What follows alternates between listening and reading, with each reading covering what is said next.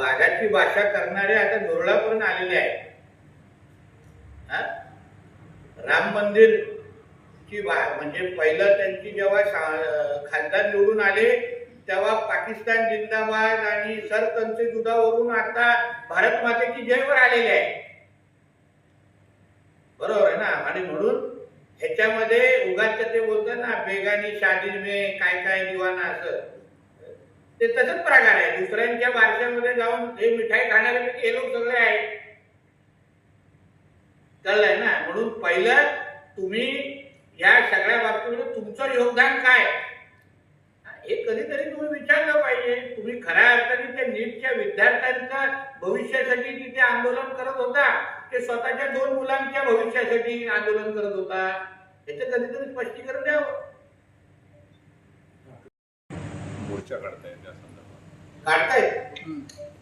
अभिनंदन मोर्चा असेल, अभिनंदन मोर्चा म्हणून केलं, निषेधच्या ऐवजी अभिनंदन. शेवटी दुसरा आता पर्याय राहिलेला नाही. त्यांनी तोच प्रश्न विचारला, तुम्ही तोच रिपीट करताय, फक्त असा हात लावून विचारताय. निर्णय त्यांनी बदलला, ते मोर्चा निर्णय त्यांनी बदलला. आता पत्रकार परिषद घेऊन शेवटी निर्णय बदलायला भाग पडले झालेले आहे. कारण का शेवटी जे आंदोलन करत होते त्या आंदोलनकर्त्यांमध्ये नीटचे विद्यार्थी किती हा फार मोठा प्रश्नचिन्ह होता. त्याच्यामध्ये सरकंजुदावाले किती होते,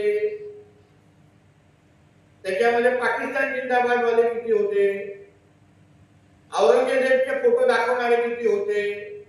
आता जो कुणाल कामरा हा आमच्या हिंदू देवी देवतांचा अपमान करा की ज्यांनी केला, आमच्या सीता मातेचा ज्यांनी अपमान केला, तो ठाकरेंच्या मोर्चामध्ये काल दिसला.